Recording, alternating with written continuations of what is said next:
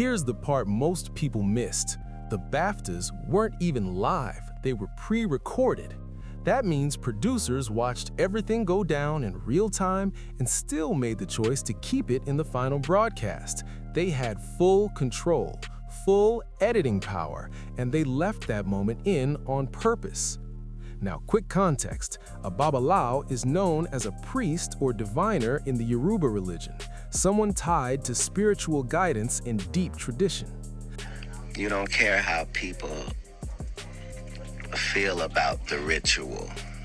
It's about does following the ritual work. The thing you should know about this moment is that the BAFTAs were not streamed live, so they saw this happen in real time. Then when they edited together their broadcast, they decided to leave this in. Who gave you that name, and how do you think it shaped the man you are today? I'm a Babalao, and my mom, when I was born, I got the name, fresh out the womb, and I just try to, live in that purpose, everyday sin. So a Babalawo is a priest or diviner in the Yoruba religion.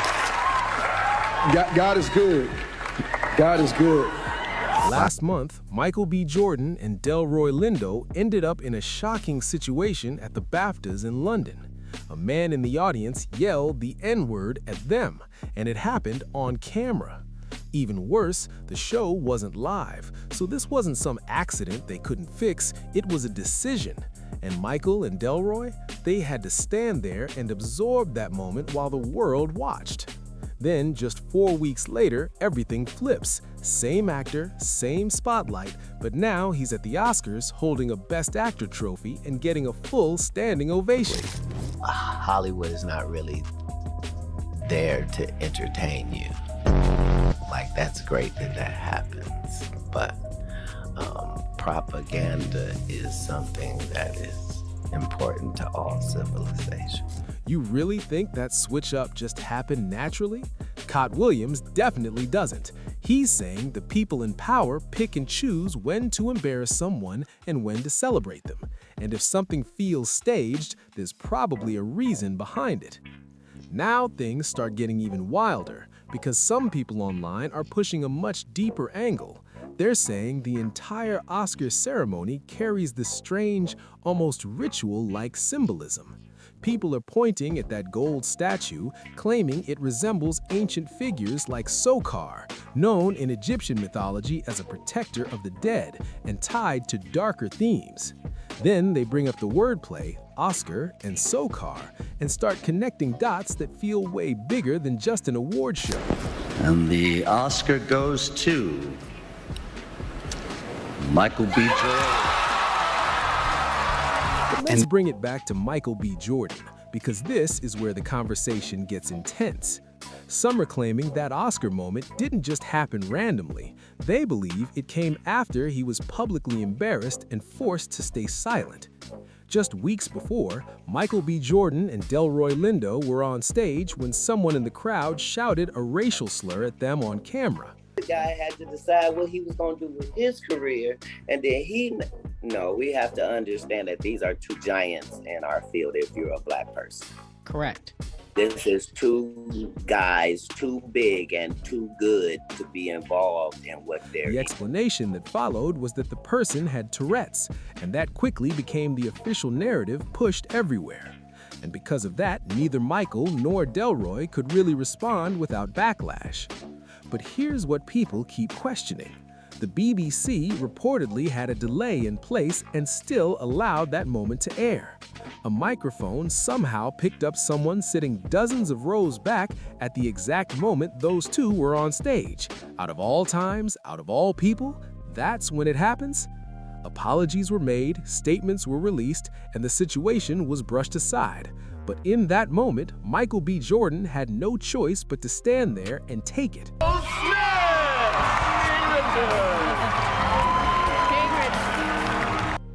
I am overwhelmed by what God is calling on me to do and be. All of this happened on camera in front of the entire world. And what really stands out is how Michael B. Jordan stayed completely silent afterward. No public reaction, no statement, nothing. Meanwhile, Delroy Lindo did speak up and called out the BAFTAs, even saying he wished someone had reached out to them after what went down. But Michael? Not a word. I understand what it's worth doing when the industry is canceling one black guy. I know what happens when they are going to elevate another. And I know what happens when they don't care about either of them. I'm saying that everything that happens in a business that's based off of pretend, that seems like a setup is. Then, just 4 weeks later, everything shifts in a major way. He's back in the spotlight for the same movie, but this time he's making history. First nomination, first Oscar win, and a full moments of celebration. And this isn't the first time something like this has played out on that level. Think about Chris Rock and Will Smith. Both were put in uncomfortable, very public situations that same night, just in completely different ways. Then, less than an hour later, Will Smith is on stage holding his first Oscar. Circumstances are not, we see them as, oh, this is live. He said something about his wife and then he got mad and jeopardized his career. The incident took over headlines, but people forget he still won that award. So you've got humiliation and recognition happening almost side by side in the same broadcast. And according to Katt Williams, that's not random at all.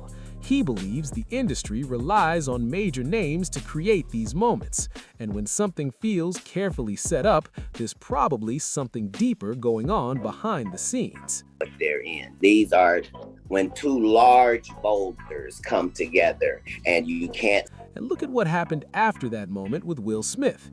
He ends up banned from the Oscars for 10 years. His career took a serious hit, and his movie, Emancipation, didn't perform well the way people expected. Since then, things just haven't felt the same for him. But on the flip side, Chris Rock's career took off in a big way.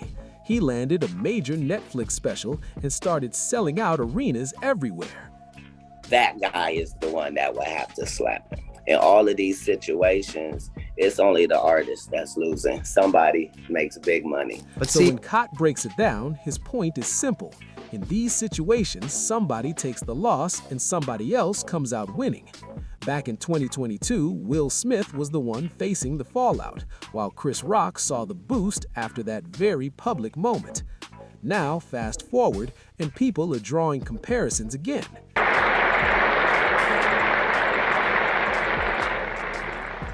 Academy of Motion Picture Arts and Science, fellow members of the motion picture industry, and honored guests.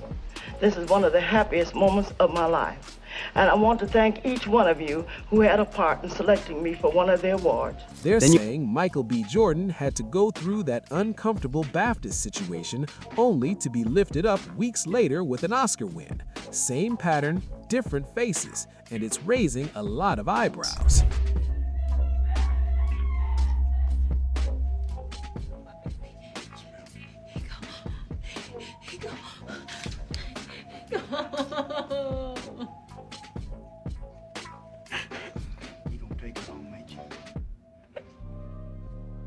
But what Katt is talking about didn't just start in recent years.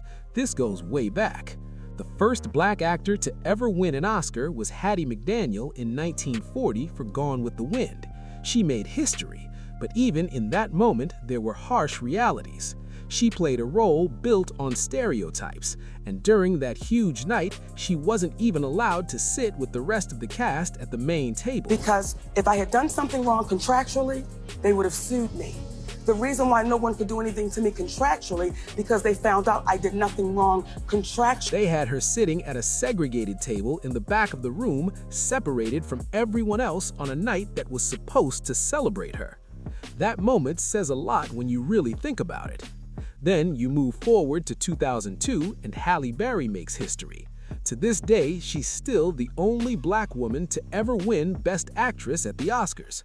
But look closely at the role that got her there. In Monsters Ball, she plays a woman who ends up in a relationship with a white man connected to the execution of her husband.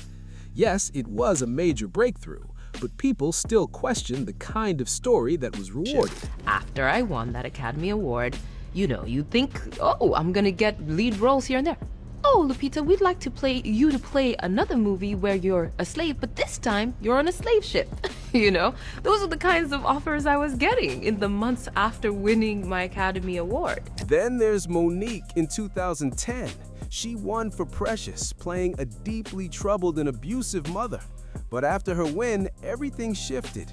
When she chose not to campaign the way the industry expected, she says she was pushed aside. She had the Oscar, but the opportunities didn't follow the way they should have. Then in 2014, Lupita Nyong'o wins for 12 Years a Slave, portraying an enslaved woman. And even after that powerful performance, she later shared that many of the roles coming her way were similar, keeping her in that same box. There were even claims that after Lupita's big win, she was being pushed toward playing another enslaved character again, this time on a ship. That kind of pattern is what keeps people talking and questioning what's really going on behind the scenes. Then the conversation takes an even heavier turn. People bring up Jennifer Hudson's Oscar win for Dreamgirls in 2007 and point out the heartbreaking timing. Just months before that huge moment, she experienced a devastating personal tragedy with the loss of close family members. It's something that gets mentioned when people start connecting emotional moments with major career milestones. And then there's the issue of recognition at the highest level. Even now, there are still gaps that stand out. Halle Berry remains the only Black woman to have won Best Actress in a Leading Role since 2002. In the Best Actor category, only a small number of Black performers have won across nearly a century of awards. And when it comes to Best Director, the list has historically been extremely limited. So the message some people take from all of this feels hard to ignore. You can be in the spotlight, you can deliver powerful performances, you could even win, but control over the bigger picture still feels out of reach. That's why when people look at Michael B. Jordan holding that Oscar, it's seen as both a huge achievement and something that raises deeper questions. As Katt Williams puts it, what happened before that moment, and what did he have to go through on that stage in London? The reward shows up in Hollywood just 4 weeks later. Same movie, same person, completely different energy on that stage. One moment looks uncomfortable, the next looks like celebration, and the system just keeps moving like nothing ever happened. That contrast is what has people paying closer attention. And this is where the conversation really splits. Some people hear all of this and immediately brush it off, saying it sounds like a stretch or too many dots being connected. They see it as coincidence, nothing more. And to be fair, not every situation has some hidden meaning behind it. But then others look at the bigger picture and start noticing patterns that feel hard to ignore. From Hattie McDaniel being separated at her own Oscar win to moments where actors face public discomfort before major recognition, it creates questions that don't just disappear. When the same kind of situations seem to repeat across different eras with different people, it naturally makes people wonder what's really driving it all. And that's the exact point Katt Williams is making. If something feels carefully timed or staged, maybe it's worth questioning why it keeps happening the way it does. But now it really comes down to you and how you see all of this. Do you think there's something deeper going on, or is this just how things play out sometimes in an unpredictable industry? Some people believe these moments are carefully planned, while others think it's just coincidence stacking up in a way that looks suspicious. Because when you step back and look at everything together, it can feel more than just random timing. The same kinds of moments, the same patterns, the same conversations keep showing up again and again. That's what keeps this debate alive. And if Katt Williams is right, then the bigger question gets even more serious. Who's really making these calls behind the scenes? Who decides when someone gets lifted up or put in an uncomfortable spotlight? That's the part nobody can fully see, but a lot of people are starting to question. So speak on it. Drop your thoughts in the comments and say what you really think about this whole situation. And if you want more breakdowns like this, make sure you like the video, subscribe to the channel, and share this with someone who needs to see it. Stay locked in because the next video is coming up fast.